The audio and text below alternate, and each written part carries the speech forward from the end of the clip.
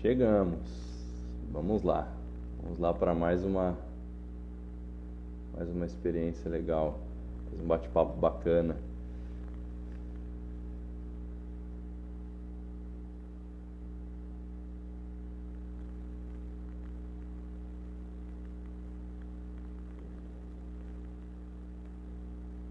O pessoal tá chegando.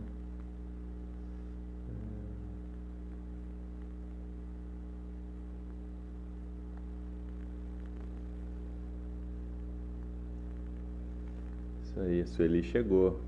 Sueli. O Bebeto vai usar o teu Instagram ou o Instagram dele, Sueli? Tem que saber. Ah, o Bebeto chegou. Legal. Legal.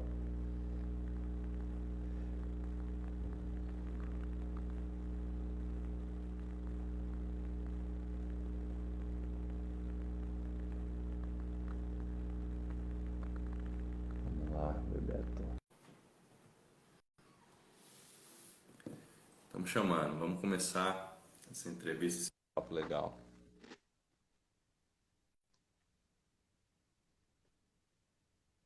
Fala, meu amigo. E aí, Tá me ouvindo bem? você está me vendo? Tô te vendo, estou te ouvindo bem. Agora tô vendo uma mesa. Acho que você É? mudou aí a câmera. E agora? Agora voltou para você. É? É, Tenha tudo paciência certo? comigo. Não, tem, que isso. Quem tem que ter paciência é você comigo. Bebeto, obrigado, viu, por ter aceito o convite para esse papo aqui. Você sabe, o quanto eu gosto, amo você, Sueli, essa família linda.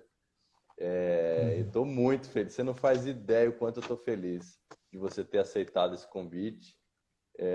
Eu sei que você está recebendo muito convite para fazer live, É, mas, poxa, fiquei honrado demais com você ter aceito esse convite. um prazer. A ideia aqui é a seguinte, a ideia é a gente bater um papo mesmo, porque a minha intenção é chamar amigos meus, pessoas muito queridas e que, de certa maneira, impactaram a minha vida, a vida da minha família. E porque são pessoas como você, como o Milton Paulo, que esteve aqui semana passada, são pessoas que eu digo que todo mundo deveria conhecer. Você é um desses caras. Eu acho que todo mundo tinha que conhecer o Bebeto. Então, proporcionar Não isso aqui fale para uma o coisa pessoal que me dessa. acompanha no Instagram vai ser uma experiência legal.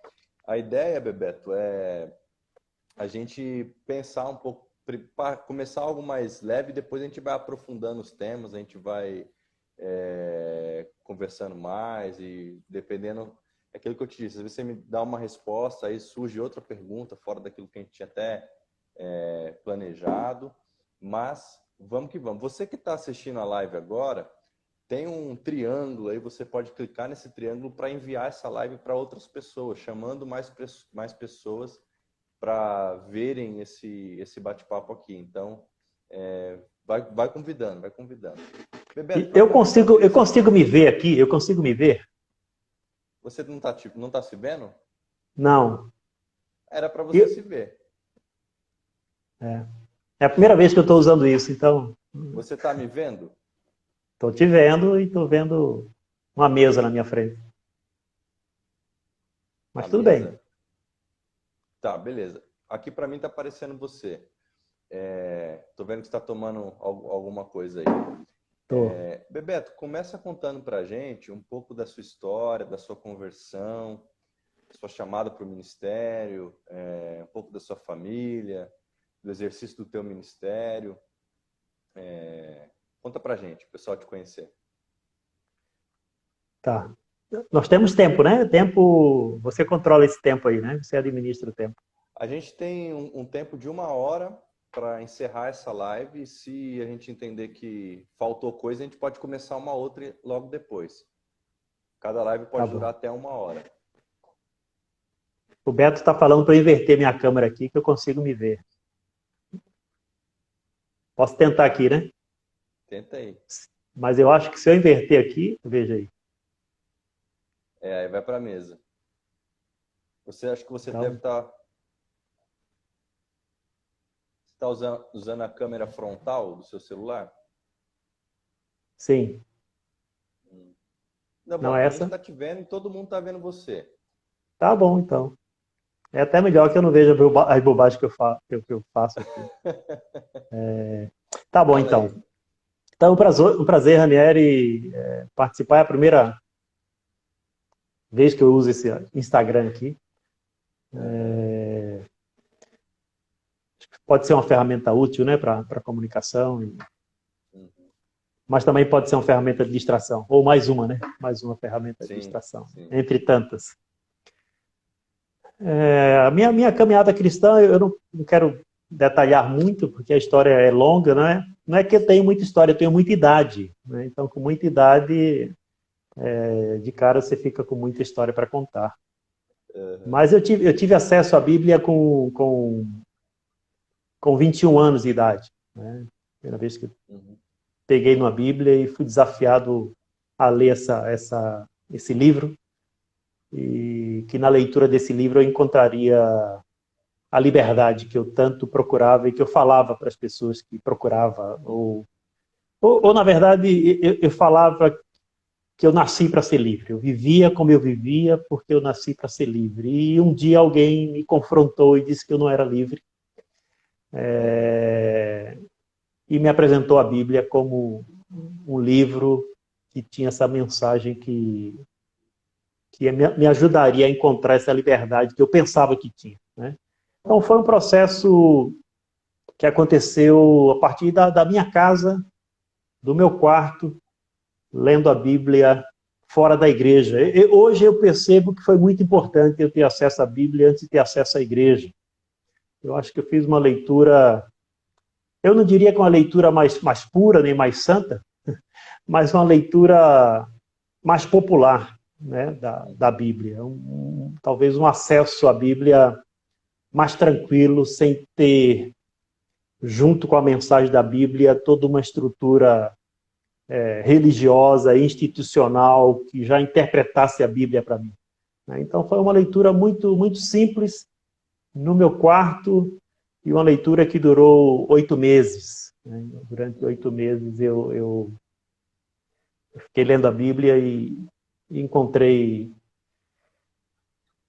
essa mensagem que mudou o propósito da minha vida, mudou os paradigmas, mudou a maneira como eu enxergo a vida, como eu enxergo as pessoas, como eu enxergo a sociedade.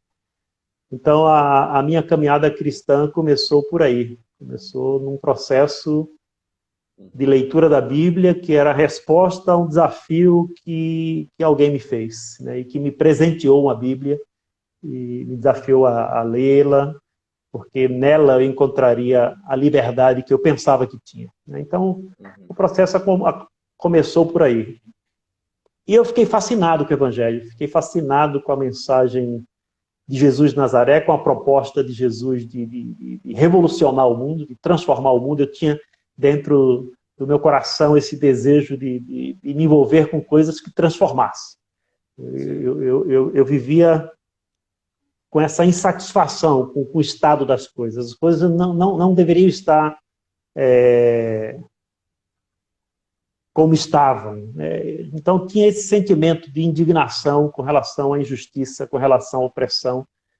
E eu encontrei resposta para tudo isso lendo o Evangelho. Né? E fui impactado por essa mensagem, mas na minha leitura de um mundo injusto, sempre o injusto era o outro. Não era eu, era o outro. Quem tinha que ser transformado era o outro, quem tinha que ser mudado era o outro. Então eu estava disposto a participar de ações que mudassem o outro. Né? Então, nesse sentido, o Evangelho e a mensagem de Jesus de Nazaré me confrontou e me mostrou que quem precisava ser liberto era eu, e não o outro. Quem precisava ser transformado era eu. Então, essa mensagem revolucionária de Jesus de Nazaré, do Evangelho, chegou até a minha vida e me impactou. Isso foi em janeiro de 1987. Então, já fazem 33 anos que eu tenho caminhado com Jesus, e depois dessa descoberta, eu queria que as pessoas conhecessem. Foi um processo muito espontâneo. Né? A sensação que nasceu dentro de mim a partir desse encontro que eu tive com Jesus no meu quarto, na minha casa, lendo a Bíblia, foi que as pessoas, que essa mensagem era boa demais. Era boa demais para ficar só comigo. Era isso que eu tinha na mente. Os meus amigos têm que descobrir isso, as pessoas têm que descobrir isso. Se eu tive acesso, elas também têm direito a ter acesso a essa mesma mensagem. Então, a minha caminhada cristã, isso cada vez é mais verdade na minha vida. Eu tenho pregado isso por onde eu passo. O evangelho é bom demais para ficar só com a gente. Nós não temos o direito de reter o evangelho. Nós não temos o direito de nutrir o nosso egoísmo tentando segurar essa mensagem transformadora, revolucionária, que a gente vê nas Escrituras, no Evangelho de Jesus de Nazaré.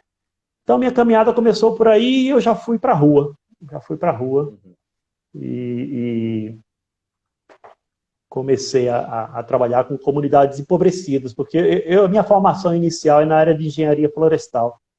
Então, eu sou engenheiro florestal e eu trabalhei em projetos de urbanização de favelas em Recife. Então, eu já estava caminhando em favelas e tinha amigo em favelas. Recife, né, Bebeto? Sou natural de Recife, isso. Uhum. Então, comecei a trabalhar em comunidades empobrecidas como engenheiro. E depois eu comecei a ler aquela comunidade que eu trabalhava, uma grande favela da cidade do Recife, chamada Roda de Fogo. Eu comecei a ler aquela comunidade com outros olhos, com outros paradigmas. Aprendi muito naquela comunidade, mas eu queria que aquela comunidade fosse transformada da mesma forma que eu fui transformado. Então, nós começamos um movimento de proclamação e demonstração do Evangelho naquela favela. Então, a minha caminhada começou por aí, me integrei numa igreja em Recife, né, uma igreja presbiteriana, e tentei servir através da igreja presbiteriana, né, durante um bom tempo. Depois disso, eu estudei missiologia, né? Eu não sou teólogo, mas eu estudei missiologia no Centro Evangélico de Missões, lá em Viçosa, no centro. Uhum. E aí já fui com a Sueli, que era minha namorada, e que nós casamos e saímos de Recife com 18 dias de casado e viemos aqui para a região metropolitana de Curitiba, para uma cidade aqui na periferia chamada Itaperuçu, você conhece? Sim, e chegamos lá com 18 dias de casado e, resumindo a história, nós temos 3 filhos. Né? Temos o Timóteo com 21 anos, a Rebeca com 18 e a Júlia com 15. Então, nós somos 5. Essa é a minha família. Legal. Bebeto, você falou uma coisa aí muito interessante, que o seu primeiro contato foi com o Evangelho foi você no seu quarto e só depois você foi conhecer a igreja. Como que foi esse acontecimento posterior a esse teu encontro com Deus no secreto, no teu quarto, você e a Bíblia, você ali lendo e se libertando, né, descobrindo a verdadeira liberdade. Aí o Bebeto conhece o Evangelho, conhece a Jesus e vai para a igreja. Ele faz o caminho oposto. O que acontece quando o Bebeto chega na igreja? Eu tive alguns problemas. Ainda bem que essas coisas não existem mais, né? Problema na igreja. Não. Mas naquela época... Não, a pessoa que me deu a Bíblia, ela recomendou, vai para uma igreja perto da tua casa. Foi muito interessante porque não chamou para a igreja dela. E a igreja mais perto da minha casa era uma igreja presbiteriana. Então era na mesma quadra que eu morava, na cidade universitária.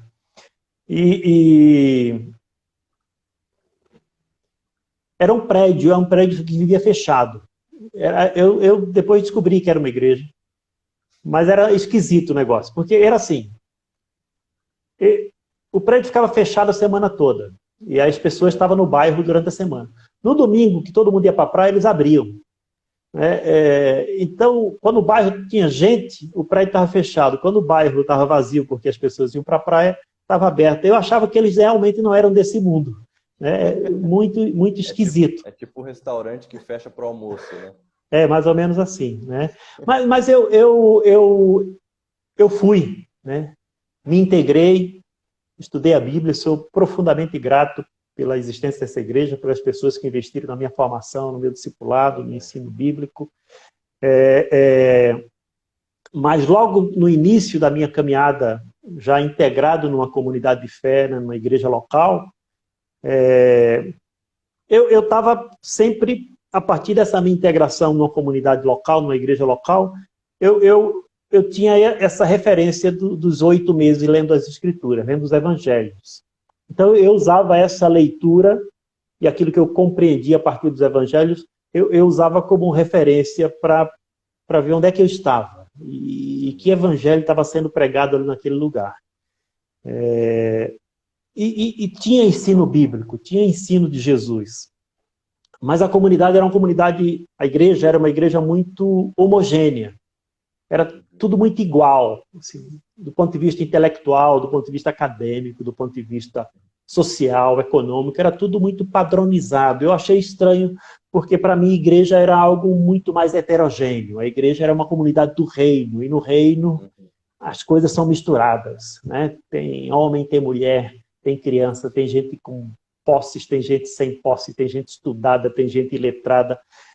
No reino tem a ver com essa diversidade. E aí eu achava aquilo muito homogêneo, muito igual, muito igual. Mas tudo bem, segui. Até uns 2 meses depois que eu estava na comunidade, que eu tive um choque maior. Assim, quando alguém me falou de algo que eu não entendia o que era, porque sabe que a igreja, de uma maneira geral, ela tem uma linguagem própria, né? Assim, quase que um dialeto, né? Próprio, né? Um evangeliquez, né? Que o pessoal fala. E eles acham que todo mundo está entendendo o que eles estão falando, mas eu não entendi algumas coisas, né? Algumas palavras eu não conseguia entender porque não faziam parte do meu vocabulário. Por exemplo, mas quando por exemplo, eu vi alguém anunciando que ia ter uma EBF. E eu tinha um amigo do meu lado e eu falei, ô Zé, o que é EBF? Ele falou, Escola Bíblica de Férias. Eu falei, o que é Escola Bíblica de Férias? Eu também não sabia o que era isso. Né? E ele me explicou, né, que era uma semana, era algo como uma colônia de férias. Colônia de férias eu sabia o que era. Né? Um período de férias escolares, atividades de recreação, brincadeiras, jogos, comida, histórias bíblicas para as crianças. E eu achei aquilo muito legal. E eu falei, ô Zé, é para quem? O Zé era um companheiro, né, nosso na igreja, ele me entendia, né, porque ele veio do mundo. Ele veio... É sensacional. Então aí ele me falou, convida as crianças. Eu falei, que crianças? Qualquer criança. Escola Bíblica de Férias é para criança. Eu falei, ótimo. Então eu vou chamar as crianças. Qualquer criança, chama as crianças. Eu falei, logo, joia. E aí gravei lá a data e fui para a favela. Essa favela ficava, Roda de Fogo, ficava a 2 quilômetros de distância da igreja. E aí eu peguei, convidei crianças. Eu não sabia muito o que ia rolar, eu falei que ia ter comida, né? E brincadeira. E aí levei 70 crianças da favela para a igreja.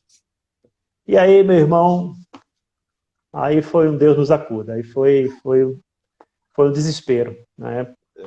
E aí foi o choque. Esse foi o primeiro choque entre aquela vivência que eu estava tendo na leitura dos evangelhos e na comunhão com Jesus, e essa vivência de uma comunidade de fé que pregava o evangelho. E aí a pergunta é que evangelho é esse? Porque havia um despreparo assustador para lidar com o diferente. Teve gente que, quando viu as crianças chegando, foi embora. As crianças eram crianças. E elas não tinham muito limite. Então começaram a mergulhar. Tinha um piso muito lindo assim na igreja, bom para mergulhar com o pé. E as crianças mergulhavam e nadavam por baixo dos bancos, e subiam nos bancos. E tinha uns bancos de madeira lá que era um negócio de doido, assim. Os bancos quase que tinham dono, assim, o negócio. Assim.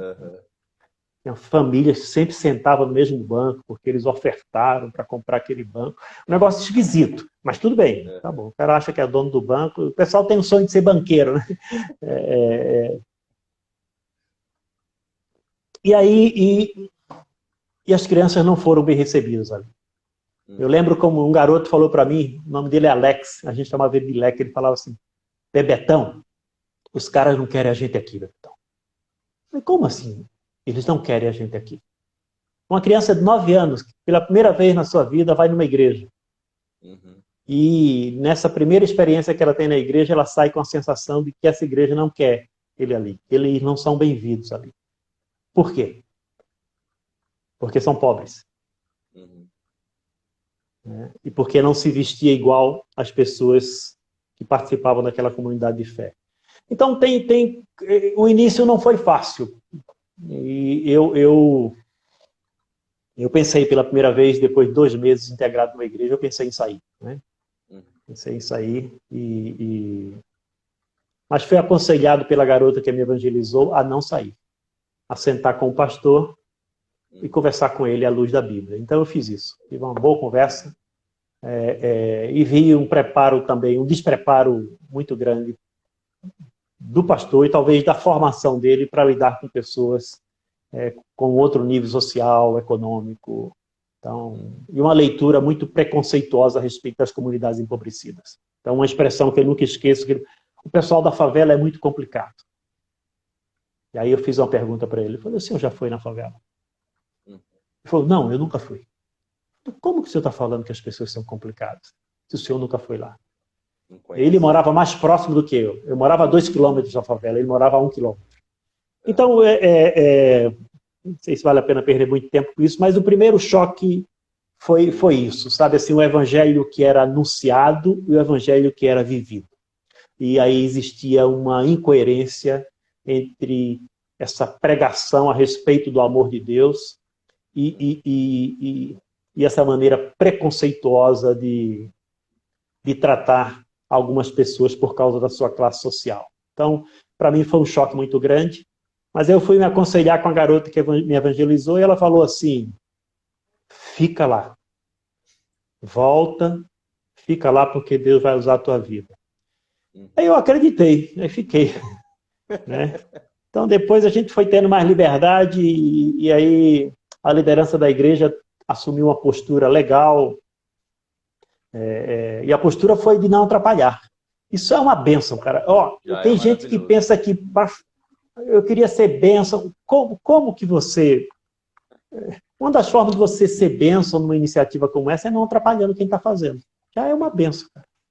Então o pessoal não sabia como fazer, reconheceram, falaram, nós não sabemos como lidar com esse público. Se você quer fazer, nós queremos te apoiar. Falei, maravilha. Então a gente seguiu. Né? A gente seguiu nessa direção. Legal, legal. Você sabe que no ano passado a gente teve a oportunidade de conhecer essa comunidade, né? Favela Roda de Fogo, em Recife. A gente lá, né? A gente foi passar férias em Porto de Galinhas e aí eu liguei para o Ricardo, pastor lá na Vineyard do Recife. Falei, Ricardo, quero conhecer teu povo, quero conhecer tua gente. E aí nós passamos 1 dia e meio com eles ali na favela, dormimos lá, andamos por ali. Foi uma experiência legal, assim. Muito massa. É legal ouvir você falando e a gente tendo uma ideia, claro que há muito tempo atrás era diferente, né? Bem diferente. Mas a gente percebe algumas coisas, né? Ô, Bebeto, uma pergunta que eu fiz para o Milton e a intenção de fazer para todo mundo que aceitar esse convite a temática, como eu disse, eu quero chamar amigos para esse bate-papo, porque o reino de Deus é também um reino de amigos. É algo que Deus colocou no meu coração.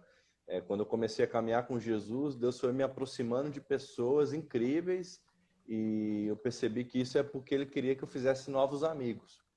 Você, Sueli, são parte disso. Admir, Terezinha ali em Itaperuçu, são parte dessas pessoas que Deus me presenteou. Para você, por que o reino de Deus é também um reino de amigos?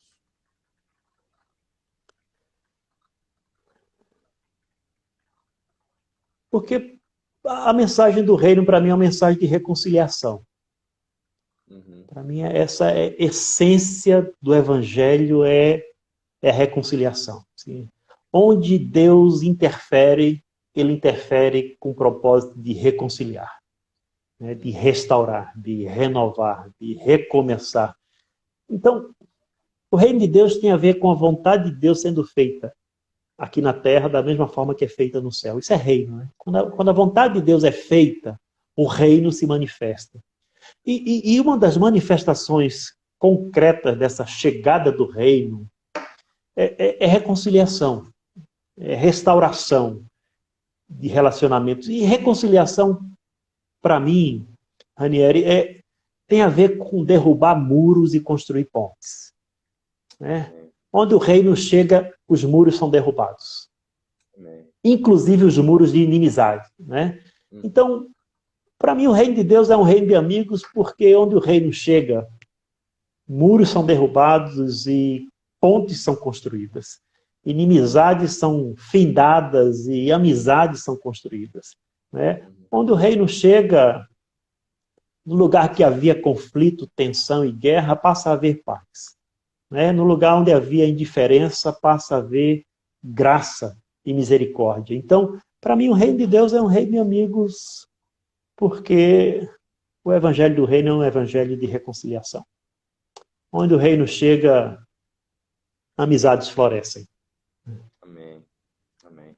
Bebeto, na sua concepção, qual que é a melhor definição bíblica de justiça social? Esse é o nosso tema central, né? Eu até agora a gente vai...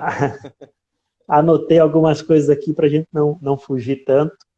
Uhum. Mas, do ponto de vista bíblico, o termo justiça tem a ver, à luz da Bíblia, tem a ver com estar em conformidade com um padrão. Uhum. E esse padrão é a vontade de Deus.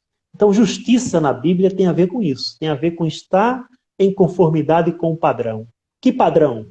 O padrão estabelecido por Deus. Então, justiça tem a ver com a vontade de Deus sendo feita. Por isso que o reino é um reino de justiça. Justiça é a qualidade de estar em conformidade com aquilo que Deus espera do ser humano. O justo, por exemplo, à luz da Bíblia, o justo é descrito como aquele que faz a vontade de Deus em relação ao outro. Quando é que você é justo aos olhos de Deus? Quando você faz a vontade de Deus em relação ao outro. Quando você é justo com aquele que está caído à beira do caminho? Quando você se aproxima dele e exerce misericórdia. Você é uma pessoa justa quando você pratica misericórdia em relação ao outro. Então, assim, de uma maneira geral, justiça à luz da Bíblia é estar em conformidade com a vontade de Deus. É fazer a vontade de Deus em relação ao outro. O Deus da Bíblia, provavelmente quem está nos ouvindo, o Deus da Bíblia é um Deus que é justiça, ama a justiça e exige que seu povo pratique a justiça. Eu estou citando aí o Salmo 11, verso 7 e o conhecido Miqueias, capítulo 6, verso 8. Deus não sugere que o seu povo pratique a justiça. Deus exige que o seu povo pratique a justiça. Então isso é explícito nas Escrituras. Ame a justiça, pratique a misericórdia e ande humildemente com o Senhor teu Deus. Só 3 coisas Deus pede da gente. Só 3 coisas Deus pede do seu povo. Exige do seu povo. Ame a justiça, pratique a misericórdia e ande em humildade com o Senhor teu Deus, como diz o profeta Miqueias no capítulo 6, verso 8. Então, para mim, justiça social é isso. É viver uma vida em conformidade com o padrão estabelecido por Deus. Justo é aquele que faz a vontade de Deus em relação ao outro. É isso. Sensacional. Você que está acompanhando a gente aí, de novo, envie esse convite para mais pessoas chegarem na live. Está aumentando aqui o pessoal que está acompanhando. Então, mais pessoas precisam ver isso, porque é um debate muito interessante. Bebeto, e como você define pecado? A gente já conversou sobre isso pessoalmente, por isso que eu até coloquei isso aqui também. O que é que eu falei daquela vez? Então, pecado é algo que faz parte da natureza humana, né? Da natureza humana caída, né? Da natureza humana que se rebela ou que se rebelou contra Deus. Então, nós somos pecadores por natureza, né? Nós não precisamos pecar para nos tornarmos pecadores. Isso é uma coisa que às vezes demora a cair essa ficha, né? Para mim demorou. Eu lembro muito que no início da minha conversão, quando eu tomei minha decisão e tornei isso público, eu sou seguidor de Jesus, eu quero andar como discípulo dele, eu quero viver como um discípulo dele. E as pessoas, cara, o que é que você fez, cara? Né? O que é que você fez? Né? Então, pecado é isso. Pecado é parte da natureza humana caída. Pecado não é somente aquilo que eu faço. Pecado é também aquilo que eu deixo de fazer. Isso é também uma compreensão. A nossa compreensão, a compreensão, né, cristã a respeito de pecado, é importante que a gente inclua a omissão como pecado. A gente falha muito nisso, né? Parece que tem um gap aí no nosso discipulado, tem uma brecha aí no nosso discipulado. Parece que as pessoas aprenderam que sempre pecado é algo que eu faço. Porque o nosso conceito de santidade é um conceito de santidade passiva. Então, eu sou santo porque eu não faço isso, porque eu não faço aquilo, porque eu não faço aquilo outro. Quando, do ponto de vista bíblico, o conceito de santidade é um conceito de santidade ativa. Eu sou santo porque eu faço aquilo que alegra o coração de Deus, aquilo que agrada ao Senhor. Então, a gente sempre associa pecado ao que eu faço, e nunca aquilo que eu deixo de fazer. Tiago, irmão de Jesus de Nazaré, ele quebra as pernas da gente quando ele fala: toda vez que você pode fazer o bem e não faz, você está pecando. Então, peca-se por ação, mas peca-se, e muito mais do que por ação, talvez, peca-se por omissão, por deixar de fazer aquilo que nós podemos fazer e que nós reconhecemos que é a vontade de Deus. Né? Então, pecado é orgulho, pecado é ingratidão, pecado é indiferença, pecado é incredulidade, pecado é ganância. Já dá para imaginar se a igreja resolvesse tratar a ganância como pecado? Seria bacana. Um dia desse eu propus para uma igreja, eu fui falar numa igreja no ano passado, assim, uma igreja economicamente poderosa, né? E o pessoal estava querendo ouvir sobre trabalho com comunidades empobrecidas, e a gente abordou esse tema. Mas, assim, eu desafiei essa igreja também, especificamente, a pensar em projetos de combate à ganância. Né? E nunca mais eles quiseram conversa comigo. Porque tem até igreja despertando para combater e para se envolver com iniciativa de superação da pobreza. Mas eu estou vendo poucas igrejas com iniciativas para superar a ganância. Ganância é pecado. Né? A cobiça é pecado. O maior problema do mundo, Ranieri, não é pobreza. O maior problema do mundo é a cobiça, é a ganância, é a avareza. A avareza é o maior problema do mundo. Né? Então, já falei demais, mas pecado é isso. Você não precisa pecar para ser pecador. Né? Para nos tornarmos pecadores, nós não precisamos pecar. Nós já somos pecadores, por isso nós pecamos. E é algo que faz parte da nossa natureza. Tem uma pessoa perguntando aqui, acho que é Micael, então assim, Bebeto, como entender pessoas que falam que Jesus não veio para se solidarizar com a opressão humana? Como entender esse tipo de gente? Será que dá para entender? A pergunta é para você aí, ó. Né? Eu pergunto para essas pessoas que evangelho ela está lendo. Né? Porque parece que não é evangelho de Jesus de Nazaré. Em uma das declarações do propósito da sua vinda ao mundo, lá no Manifesto de Nazaré, quando Jesus de Nazaré entra na sinagoga, abre o livro de Isaías e lê, estou falando de Lucas capítulo 4, verso 18, ele declara o propósito da sua vinda ao mundo. E a sua missão está diretamente relacionada a libertar a humanidade de qualquer forma de opressão. Seja opressão política, seja opressão econômica, seja opressão espiritual, seja opressão de que natureza for. A missão de Jesus de Nazaré está diretamente relacionada ao anúncio do ano aceitável do Senhor. O ano do jubileu, né? Que quando é proclamado há libertação, há cancelamento de dívidas, há remissão, há redenção. Então, se a pessoa não consegue ver essa ação de Jesus E esse anúncio de Jesus, do evangelho que liberta o ser humano de toda forma de opressão, eu não sei que evangelho essa pessoa está lendo. Eu não sei. Então, eu recomendo para essa pessoa que leia de novo. E peça que o Espírito Santo ilumine a sua mente e releia. Mas esse é um exercício importante, o exercício da releitura da Bíblia. Eu tenho recomendado e tenho feito isso. Reler a Bíblia, cara. Nós precisamos reler as Escrituras, nós precisamos ler de novo. E não só ler as Escrituras, nós precisamos também praticar esse exercício de ler o mundo em que nós vivemos. E que resposta nós encontramos nas Escrituras para o clamor desse mundo que nós vivemos. Porque senão a nossa leitura bíblica vai ser uma leitura alienante, uma leitura que conecta você com o céu e que desconecta você da terra. Essa leitura ela fomenta uma espiritualidade capenga, uma espiritualidade não bíblica, não cristã. A espiritualidade bíblica, ela conecta você com Deus e ela te empurra para o serviço e para a missão no mundo. No mundo. Então, eu sempre falo que toda espiritualidade vertical, que não se horizontaliza, é falsa. Ou eu não diria que é falsa, eu diria que não é bíblica, não é cristã. A espiritualidade cristã ela tem duas dimensões. Ela tem uma dimensão que conecta você com Deus e tem a dimensão que conecta você com o mundo. Vocês lembram disso? Vocês lembram?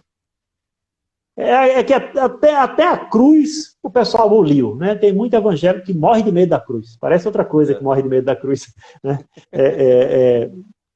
Mas aquele símbolo é um símbolo extraordinário. Eu tenho uma cruz vazada, não sei se dá para ver aqui. Né? Essa cruz. Agora dá. Né? Sim. Né? Então, tem um braço vertical que conecta você com Deus e tem um braço horizontal que conecta você com... Essa é a espiritualidade de Jesus. Jesus ele estava conectado com o Pai e conectado com o mundo. Além da Bíblia, né, se alguém quiser ler, o pessoal não está nem lendo a Bíblia, mas se quiser ler algo mais, tem um livro que eu sempre recomendo, que ajuda muito nessa compreensão da missão da igreja no mundo, é o livro do John Stott. Tudo que foi escrito pelo John Stott, pode ler, vale a pena. Mas tem um livro específico dele que fala sobre a missão da igreja no mundo, é que ouça o Espírito, ouça o mundo. Ouça o Espírito, ouça o mundo. Foi lançado pela ABU, pela Aliança Bíblica Universitária, inicialmente, eu acho que depois a Ultimato relançou. Ouça o Espírito, ouça o mundo. Onde John Stott fala da santa mundanidade da igreja. Que a igreja é santa e mundana. É santa porque ela foi resgatada por Deus, por meio do sacrifício de Cristo, e é mundana porque ela é enviada por Deus de volta para o mundo para servir. E servir de uma maneira que tudo aquilo que ela faça resulte em glória para o Pai. Esse é o fim da missão, a glória de Deus. Então, o Evangelho de Jesus de Nazaré é o Evangelho que liberta o ser humano de qualquer forma de opressão. Seja ela de natureza espiritual, seja ela de natureza econômica, seja ela de natureza social ou política. Qualquer forma de opressão. O ser humano não foi criado para viver oprimido. O ser humano foi criado para ser livre. Para ser livre. Pô, cara, eu te amo, viu? Ai, meu Deus. Bebeto, outra pergunta que mandaram para mim aqui, essa um pouco mais ácida, talvez, envolve um pouco do momento atual da nossa situação política. Perguntaram o seguinte, né? Hoje foi oficializado, você com certeza deve ter visto, o novo ministro da Justiça, André Mendonça, o nome do cabra.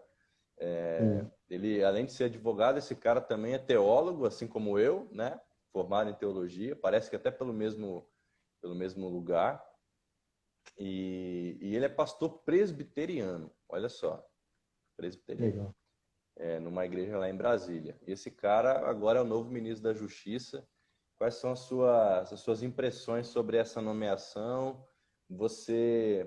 Para você, quais os aspectos de ter um pastor de uma igreja histórica como a presbiteriana participando do governo e participando de um governo como esse? Rapaz, é complicado, né? Não, o fato dele ser cristão, eu não conheço. Sim. Eu vi a notícia e, francamente, não me dei muito trabalho de ler nem de olhar para o currículo dele, não sei, né, a qualificação que ele tem para exercer essa função pública. Então, eu precisava conhecer mais para falar sobre isso, sobre essa questão. Eu acredito que há espaço para o cristão nessa esfera política, para o cristão atuar nessa esfera política.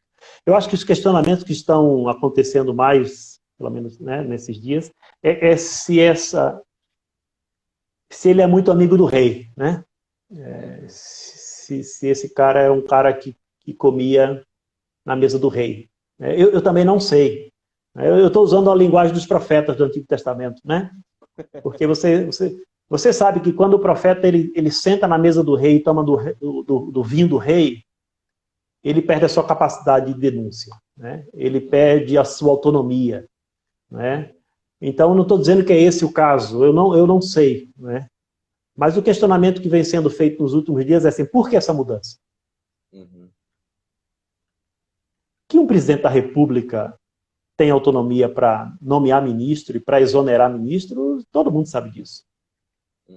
Seja ministro da Saúde, seja ministro da Justiça, seja o ministro que for. É autonomia, é prerrogativa do presidente da República, da presidência da República, né? Do cargo, né? Então, talvez a pergunta que precisa ser feita é por que essa mudança? E aí há uma série de rumores a respeito do porquê dessa mudança, né?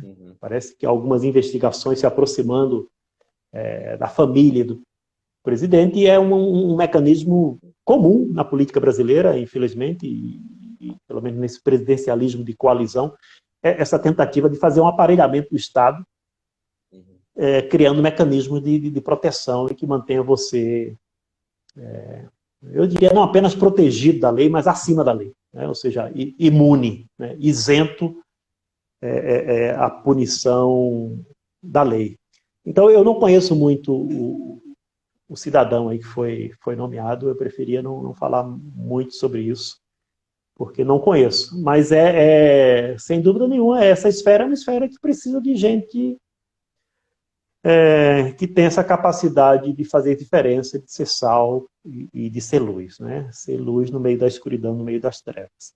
A grande questão é essa, assim, vai ter autonomia, tem capacidade de confrontar o presidente da República, tem capacidade de dizer não se algum pedido indecente, imoral e ilegal for feito, tem capacidade de dizer não, ou já tomou do vinho do rei?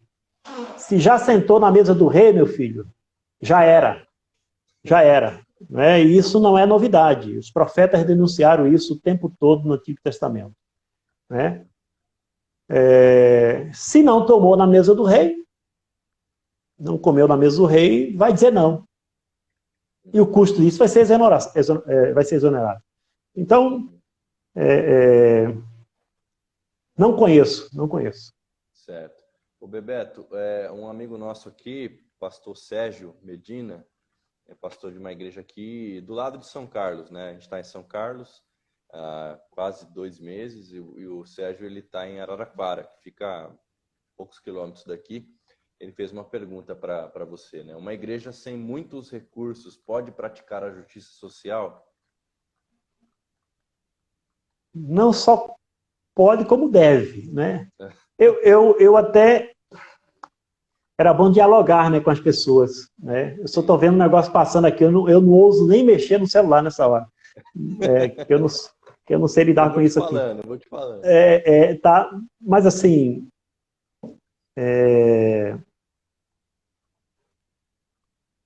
O que é que a gente chama de recurso? Essa é uma pergunta que eu sempre faço também, né? Certamente o pastor está se referindo certamente a recursos econômicos e financeiros, né? Eu proponho que se amplie esse nosso conceito a respeito de recursos, né? Eu estou, na verdade, supondo que está se referindo a recursos financeiros, mas talvez não, né? Eu sempre costumo dizer E eu trabalho muito com igrejas em comunidades empobrecidas, em áreas empobrecidas e extremamente empobrecidas, em favelas, em Carapicuíba, no Capão Redondo, uma favela ali do lado da USP, São Remo, Jardim Gramacho, no meio do lixão, lá em Duque de Caxias. A gente está caminhando por aí, trabalhando com igrejas pobres em áreas pobres. E o principal recurso da igreja são as pessoas. Essa é a primeira pergunta que eu faço. Tem gente reunindo? Normalmente tem. O quórum estabelecido por Jesus é tranquilo, 2 ou 3. Né? O quórum estabelecido por Mamon é outro. É 2.000, 3.000, 5.000, 8.000, 20.000. Esse quórum é o quórum que Mamon estabelece. Né? Isso aí, essa lógica é uma lógica, eu diria, das empresas religiosas. Não misturar empresa religiosa com igreja. É outro negócio, é outra lógica. Porque o pressuposto da igreja é o reino, são os valores do reino, as verdades do reino, aquilo que importa para o reino. Então, recursos humanos, as pessoas, o principal recurso da igreja são as pessoas, não é a sua conta bancária, não é o seu patrimônio físico, não é o principal recurso da igreja são as pessoas. Então, a igreja tem gente. Normalmente, é muito comum no Brasil, mesmo em áreas pobres, que essa igreja ela tem uma estrutura física. Ela tem um prédio que pode reunir 20 pessoas, 30 pessoas ou 300 pessoas. Normalmente tem. Na maioria das vezes, esses espaços físicos, essas estruturas físicas, elas estão ociosas. Na maioria das vezes. Elas estão fechadas. Certo? Na minha concepção, isso é pecado. Mas é minha concepção, eu tenho miopia. Então, assim, é a minha leitura míope. É pecado. Porque os caras, quando construíram, eles construíram e mobilizaram recursos. Não estou dizendo que é o caso do pastor aí, não, tá? Eu achei excelente a pergunta dele. Mas, assim, na maioria das vezes, quando você faz uma campanha para construção, o apelo é que nós vamos construir um espaço para a glória de Deus. Né?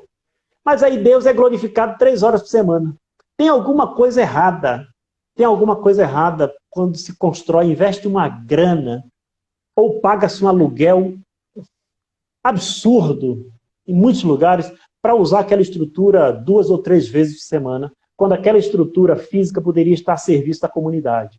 Então, assim, a igreja tem gente é recurso humano. A igreja tem um espaço físico, na maioria das vezes, ociosa. Os recursos humanos, às vezes, não estão engajados, porque não é investido no discipulado, essas pessoas não são empoderadas, não são liberadas, elas não são ajudadas no processo de ler, juntamente com a leitura da Bíblia, ler o contexto onde elas estão. Esse processo, o que é que faz nascer ministério na igreja? O que é que faz nascer, o que é que pode gerar uma igreja, pode gerar o engajamento dos membros de uma comunidade de fé? Seja os membros, um pequeno grupo, 10, 12. Jesus teve 12. Às vezes o cara está pastoreando 15 pessoas e fala, o cara está tão fraquinho lá, 15 pessoas. Cara, você tem 3 a mais do que Jesus. Né? Então, não está querendo muito, né? Então, com 12, Jesus, os caras viraram o Império Romano de ponta cabeça, meu irmão. 12 pessoas. Então, ajudar essas pessoas. Difíceis também, né? Não era só gente boa. Então, ajudar essas pessoas, o processo de discipulado é isso, é você ajudar as pessoas a ler o texto bíblico e ler o contexto onde elas estão inseridas. E fazer essa conexão do texto bíblico com o contexto onde elas estão inseridas. Então, a gente precisa, no processo de discipulado, que gera engajamento, que não ensina as pessoas a viver no céu, ensina as pessoas a viver na terra. Né? O discipulado que engaja, o discipulado que Jesus fez, que não alienou ninguém, que engajou as pessoas. A gente tem que ajudar as pessoas. Então, vou dar um exemplo concreto. Eu estou respondendo aí, a resposta é sim. Uma igreja pequena, com poucos recursos financeiros, talvez até sem conta bancária, ela tem que estar comprometida com o anúncio, a promoção da justiça, onde ela estiver. Uma igreja média também, e uma igreja grande também deveria. Deveria, porque justiça é um valor do reino. A promoção da justiça é valor do reino. O povo de Deus é um povo que ama aquilo que o Senhor ama. E Deus ama a justiça. Nós precisamos amar aquilo que Deus ama. Nós precisamos estar comprometidos com aquilo que Deus está comprometido. Não é? A injustiça, ela gera morte. E qualquer estrutura geradora de morte, ela deve gerar no povo de Deus um sentimento de indignação que o leve à ação. Qualquer estrutura geradora de morte deve gerar no povo de Deus uma revolta santa, que impulsione eles para mudar aquela realidade. Qualquer estrutura geradora de morte, seja num contexto de pobreza, de classe média ou de classe alta, qualquer estrutura geradora de morte deve gerar no povo de Deus esse desejo de se levantar e falar assim, basta, basta. As coisas não podem continuar do jeito que estão. Elas não podem continuar. Então, o evangelho, Ranieri, o evangelho que conforma as pessoas não é o evangelho de Jesus de Nazaré. Eu tenho visto muita gente se conformando com o estado das coisas. E eu fico perguntando, que evangelho esse pessoal está lendo? Que evangelho esse pessoal está lendo? Então, eu não lembro o nome do pastor, mas assim, a igreja deve, pastor Sérgio, a igreja deve sim estar comprometida com a promoção e com a defesa e com o anúncio da justiça. No seu contexto, começa a fazer esse exercício. Vou dar uma tarefa muito prática, né? Começa a ler o bairro onde você está. Começa a ler o contexto onde a sua comunidade de fé, onde a sua igreja local está inserido. Começa a olhar para o seu bairro com os olhos de Deus. Vai para a rua, junta a garotada, junta a rapaziada, junta os membros da igreja e vai para a rua e faz essa oração doida. Assim, Deus, ajuda a gente a ler a cidade com os teus olhos. Amém. Ajuda a gente a ler a cidade com os teus olhos. Dá para a gente as tuas lentes, para que a gente leia a cidade com os teus olhos. Então, quando a gente começa a olhar, eu falo isso do nosso exercício em Itaperuçu, né? E aí você sai para a rua, e aí você vê esgoto correndo a céu aberto. Aquilo gera doença e gera morte. Eu falei, então anota isso aí. Tem esgoto correndo a céu aberto. Aí a gente passava no outro lugar, o pessoal falava assim, as crianças estão com fome na escola porque roubaram o dinheiro da merenda escolar. Eu falei, pessoal, tem dinheiro da merenda escolar sendo roubado nessa cidade. Anota isso aí, né? Aí a gente passava no outro lugar, aí tinha gente que estava... mulheres que falavam assim, esse bairro aqui é o bairro onde as meninas são mais abusadas sexualmente nessa cidade. O maior índice de abuso sexual de meninas e adolescentes na cidade de Itaperuçu está nesse bairro. Então a gente falava assim, anote isso aí, tem meninas sendo abusadas sexualmente. Tem direito de adolescente sendo violado nessa cidade. Aí a gente ouvia outra pessoa que falava assim, meu pai morreu porque não tinha dinheiro ou não tinha medicamento no hospital. Por que não tinha medicamento no hospital? Porque roubaram o dinheiro do medicamento, da compra de medicamento. Então, anota isso aí. Tem gente morrendo porque desviaram o dinheiro da compra de medicamento. E aí as pessoas morreram. Então, a gente pegava toda essa leitura da cidade e fazia o quê? Submetia essa leitura da cidade às escrituras. Aí a gente pergunta para Deus, Deus, o que é que o Senhor tem a dizer sobre corrupção? O que é que o Senhor tem a dizer sobre o direito de criança sendo violado, Deus? O que é que o Senhor tem a dizer sobre isso? O Deus da Bíblia é o Deus que ouve o choro de uma criança no deserto. O Deus da Bíblia é o Deus que olha para o órfão e fala assim, eu sou o pai do órfão. Eu sou o pai do órfão. Meu irmão, e meus irmãos e irmãs que estão vivos, Deus tem partido, meu irmão. Deus fica do lado do fraco. Amém. Se tiver no seu contexto gente oprimindo e gente sendo oprimida, se tiver o opressor e o oprimido, Deus fica do lado do oprimido. Deus toma partido. Se tiver alguém mentindo e alguém falando a verdade, Deus toma partido pela verdade.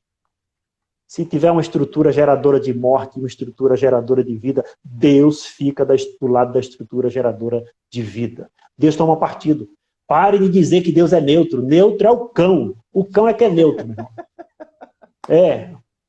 Meu irmão, para mim, sabe o que é o neutro? Sim. O neutro é o morno, meu irmão. o morno vai ser vomitado. Deus não suporta o morno. A indiferença mata, meu irmão.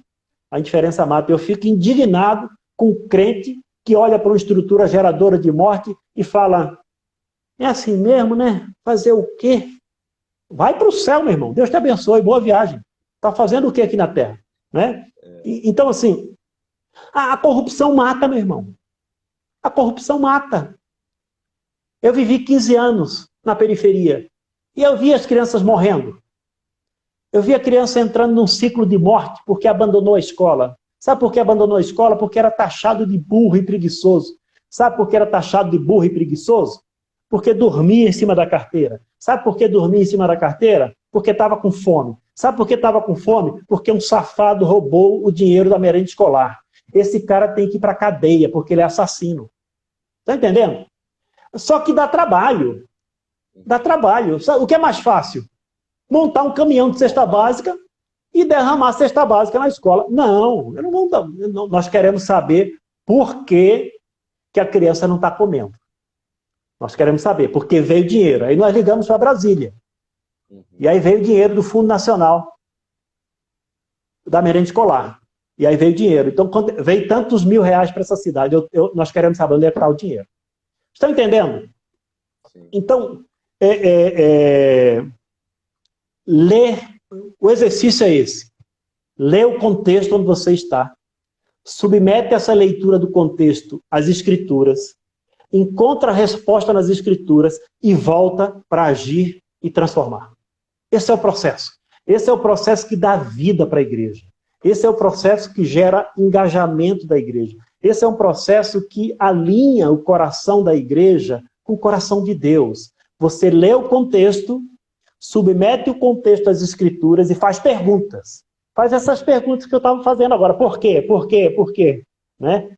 Então, Deus, é isso. Tem corrupção aqui. O que é que o Senhor diz sobre isso? E aí você vai encontrar a resposta bíblica para voltar, agir e transformar. Então, esse processo é um processo dinâmico, regido pela palavra, regido pelo Espírito. Eu não estou falando de ação social, meu irmão. É muito mais profundo que ação social. Estou falando de missão. Porque tem muita gente que confunde isso com ação social. Né? A ação social, o Brasil tem quase 5.400, 5.540 municípios. Tem 5.540 secretarias de ação social. Então, eu não estou falando de ação social, estou falando de missão. Missão inspirada na missão de Jesus de Nazaré. O Bebeto, deixa eu só... Jesus de Nazaré, Pedro, quando apresenta ele lá, Pedro está pregando. Bebeto, eu só vou citar esse versículo, só esse versículo. Só vou fazer uma pausa, porque o tempo aqui está encerrando, eu vou ter que começar uma outra live. Então, você que está com a gente aqui, eu vou terminar essa e vou começar uma logo em seguida mesmo. E aí você se conecta com a gente, tá? Porque o tempo aqui dessa encerrou, é um tempo limitado do Instagram. Então, eu estou encerrando aqui e estou começando de novo, o Bebeto entra, eu chamo ele e a gente continua o papo. Tá bom? Tá bom.